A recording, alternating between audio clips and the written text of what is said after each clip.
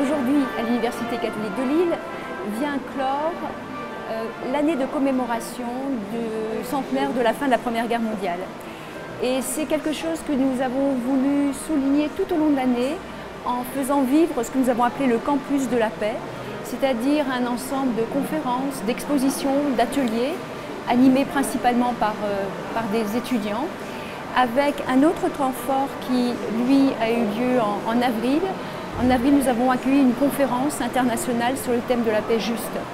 Donc il nous a semblé important, à notre façon, de marquer cet anniversaire d'un siècle qui s'est déroulé depuis la fin de la Première Guerre mondiale et d'en profiter aussi pour sensibiliser toute la communauté universitaire à l'importance de la construction de la paix, qui est une responsabilité qui nous incombe à chacune et à chacun.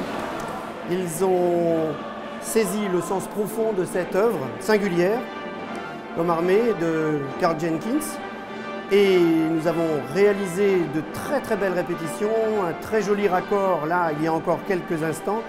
Ils sont tous prêts maintenant à entrer sur scène et à donner le meilleur d'eux-mêmes pour commémorer cet armistice d'il y a un siècle.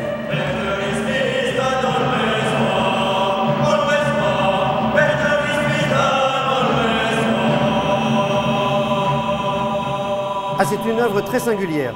13 pièces enchaînées, 13 caractères en vieil anglais, en latin, en japonais, avec soliste, sans soliste, énormément de cuivre, solo de violoncelle, poétique, musicale, tonique, réfléchie, méditative, une œuvre singulière. D'ailleurs, cette œuvre remporte un succès mondial depuis 20 ans, puisque c'est une œuvre qui n'a que 20 ans. Elle est jouée par tous les orchestres et tous les chœurs du monde entier. Il y a une raison. Alors, la messe pour la paix, L'Homme armé, a été composée en 1999 dans un contexte très particulier, puisqu'il était dédié aux victimes de la guerre du Kosovo, de la crise du Kosovo.